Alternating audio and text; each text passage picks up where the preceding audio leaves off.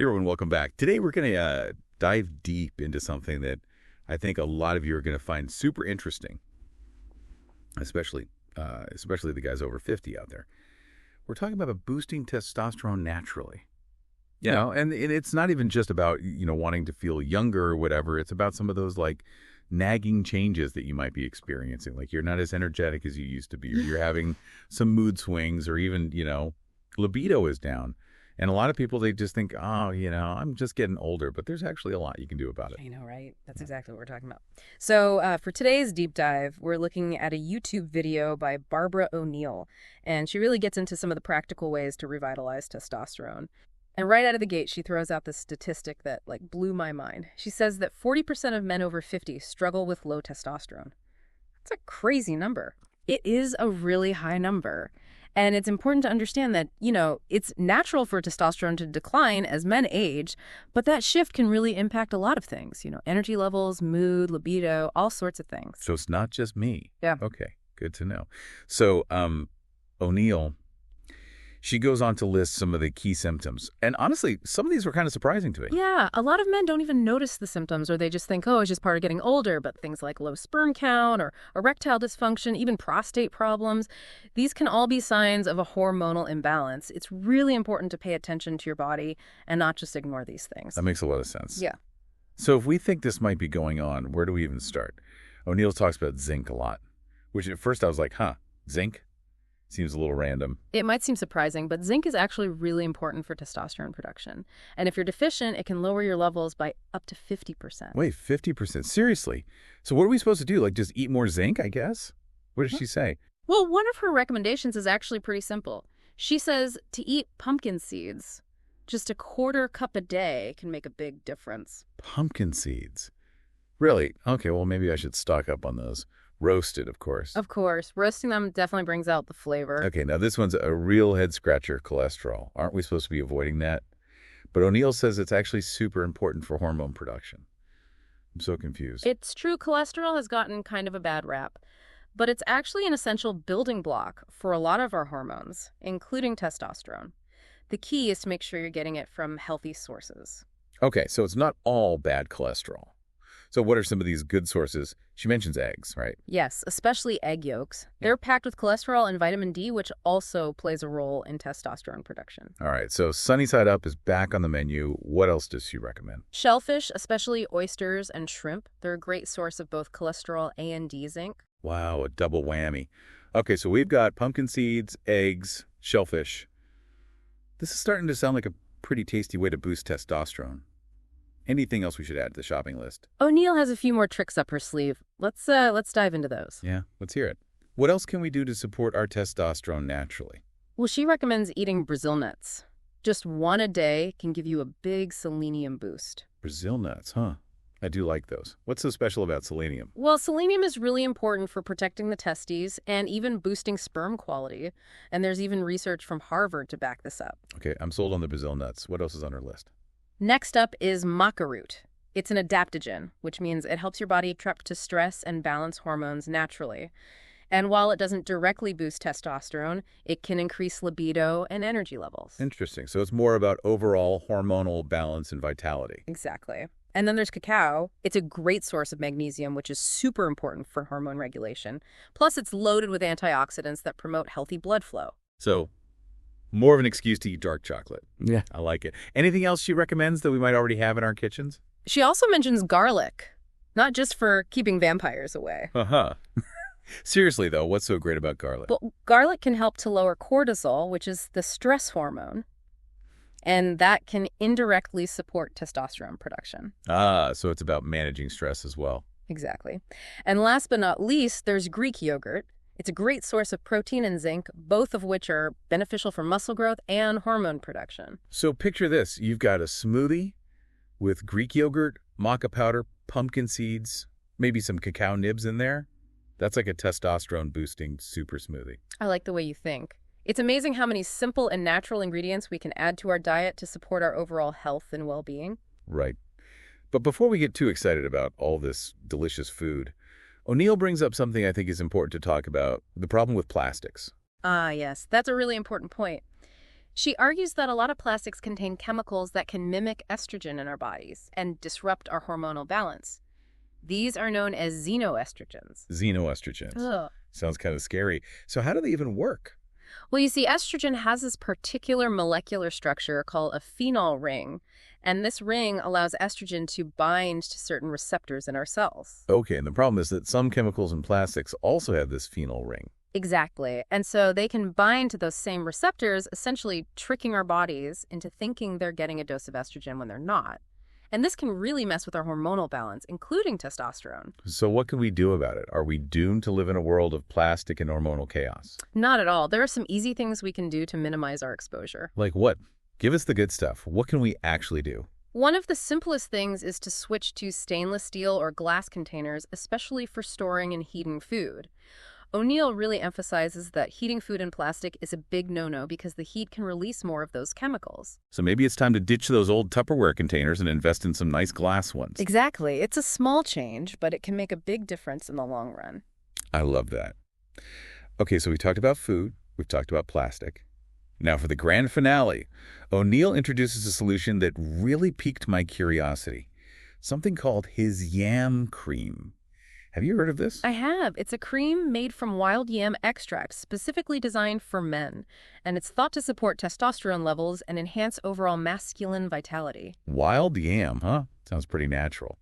So what exactly does this cream do? Well, wild yam has been used traditionally for various health benefits, and some people believe it can help to balance hormones and support testosterone production. So it's not like a direct testosterone booster, but more of a natural support system. That's right. And while more research is always welcome, there's definitely a growing body of anecdotal evidence suggesting that it can have positive effects on men's health. How do you use it? It's usually applied topically, just a small amount each day. And O'Neill suggests that even this small amount can make a noticeable difference in energy levels, hormonal balance, even enhance that sense of masculinity. Okay, I gotta say, I'm intrigued. We've covered a lot of ground here, from those surprising foods that can boost testosterone to the hidden dangers lurking in our plastic containers. And now we've even got this wild yam cream to consider. This is fascinating stuff. It is, and we're just getting started. There's so much more to explore when it comes to boosting testosterone naturally. We haven't even touched on things like stress management and exercise. You're right. We've got a lot more to unpack. So stay tuned for part 2 of this deep dive, where we'll delve even deeper into the world of testosterone and discover even more ways to reclaim that youthful vitality. Okay, so we're back, and we're ready to dig even deeper into this whole testosterone thing. We talked about food in the last part, but I'm guessing there's a lot more to it than just what we eat, right? You gotta go. Diet is definitely a good place to start, but we need to think bigger than that. You know how we talked about those xenoestrogens in plastics? Yeah, those hormone disruptors. It's kind of scary to think about how they're everywhere. O'Neill really stresses how important it is to, reduce our exposure. Yeah. And it sounds like it's not just food containers we have to worry about. Right. They're in like everything. Water bottles, personal care products, even some clothes. It's a huge problem, and it takes some real effort to make good choices. It's like we got to be detectives, always on the lookout for those hidden xenoestrogens. So what are some things we can do? Like, what are some practical swaps? Well, instead of using a plastic water bottle, try using glass or stainless steel. And when it comes to personal care products, look for natural options that don't have parabens or phthalates in them. Those are some of the worst endocrine disruptors. So even just being careful about the products we use can make a difference in our hormones. Wow. It's actually pretty empowering to realize we have more control than we think. Speaking of control, let's talk about stress. We all know it's bad for us, but how does stress specifically affect testosterone? Well, when we're stressed, our bodies release cortisol. That's the stress hormone. And if you have high cortisol all the time, it can actually mess with testosterone production. So it's like this battle going on in our bodies, cortisol versus testosterone. And usually cortisol wins. Huh. No wonder we feel so tired and blah when we're stressed out all the time. So how do we fight back? How do we help testosterone win that battle? O'Neill talks about doing things to reduce stress, like yoga, meditation, even just spending time in nature. Yeah, this sounds pretty relaxing. Yeah. I could definitely use a little more of that in my life. The key is to find something that works for you and make it a regular habit. Even just taking a few minutes to do some deep breathing every day can help calm your nervous system and get those hormones balanced. I like that. It's about finding those little pockets of peace throughout the day, even if it's just taking a few deep breaths before a big meeting or, stepping outside for a quick walk. Exactly. Little things done consistently can make a big difference. Okay, now let's switch gears and talk about exercise. Is there like a certain type of workout that's best for boosting testosterone? I've heard that lifting weights is good, but I'm not really a gym person. What about people who like to exercise, but, maybe not in such an intense way? Well, the research does show that weight training and HIIT workouts are really good for testosterone. So if you're up for it, hitting the weights or doing some short bursts of intense activity can definitely have an impact. Okay, so there's some science behind the weightlifting thing, but you're saying that even if we're not gym rats, we can still benefit from exercise. For sure. Any type of physical activity is good for you. Even just going for a brisk walk or a bike ride can help improve blood flow, reduce stress, and support your hormones. The important thing is to find something you enjoy doing and make it a part of your routine. I like that.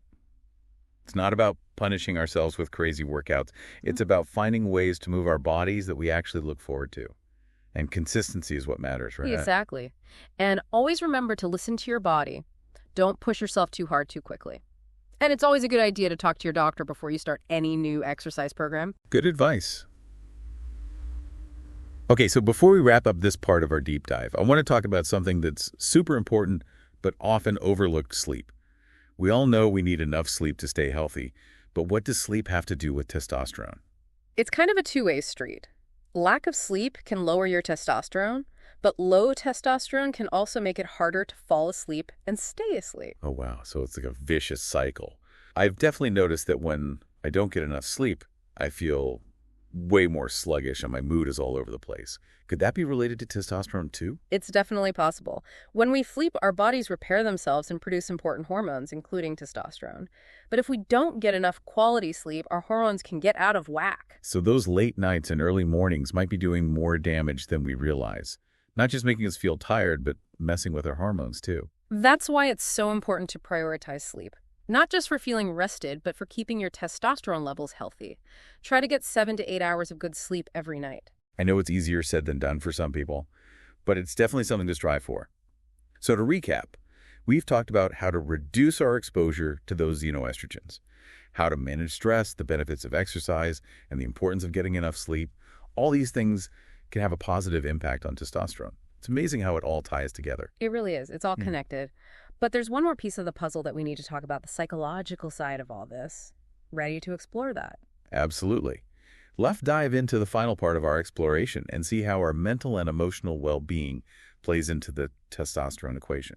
Okay, so we've talked about the food and the lifestyle changes and all those sneaky xenoestrogens, but now we're getting to the really interesting part, the connection between our minds and bodies when it comes to testosterone. This is where it gets a little more complex, right? Yeah, definitely. I mean, Yeah. feeling like your old self isn't just about hormones. It's also about confidence and vitality and, how you see yourself in the world. It's all connected.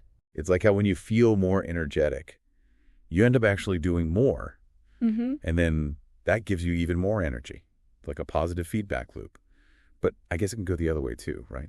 Exactly. O'Neill talks about how low testosterone can cause fatigue, low mood, even like a dip in your self-esteem. And when you're feeling down, it's a lot harder to make those positive changes we've been talking about. So it's like this downward spiral. You feel bad, so you do less, and that just makes you feel even worse. That's rough. But it sounds like O'Neill gets it. She's not just saying, oh, take this supplement and everything will be fine. She's acknowledging that mental and emotional side of it too. Right. And that's so important. You can't just focus on the physical stuff. You got to look at the whole picture, the mental and emotional aspects as well. It makes sense. But what does that actually look like? Like if you're struggling with those feelings of, low energy and low mood and all that on top of low testosterone, where do you even start? Well, the first step is just acknowledging those feelings, admitting to yourself that you're not feeling your best. And talking about it can be really helpful too, whether it's with a friend or a partner or even a therapist. Yeah, I think there's still so much stigma around men's health. Yeah. Guys don't always feel comfortable talking about these things. It's true. But creating a space where men can talk openly about their health and their feelings is so important. And remember, seeking help is not a sign of weakness. It's actually a sign of strength. It shows that you're taking control of your well-being. I love that. It's not about just toughing it out. It's about being proactive and getting the support you need. Exactly. It's about understanding that true vitality comes from a balance of physical, mental, and emotional well-being. So let's recap what we've learned in this deep dive. We talked about all those surprising foods that can naturally boost testosterone, like pumpkin seeds and eggs and even oysters. And we talked about the importance of getting rid of those xenoestrogens that are hiding in our plastic containers, and how managing stress and exercising regularly and getting enough sleep can all make a huge difference. We also talked about the mind-body connection and how important it is to pay attention to those emotional aspects of low testosterone. It's not just about feeling better physically, it's about feeling more confident, more energetic, more like yourself. Exactly. And it's about knowing that there are resources and support systems out there if you need them. It's about taking charge of your health, both physically and mentally. It's been a really interesting deep dive, and Yeah. hopefully you're walking away with some new ideas about how to naturally support your testosterone levels and reclaim that sense of vitality that you might be missing. Absolutely. And remember, it's not about being perfect. It's about making progress. Even small changes can add up over time. So what small change are you going to make today?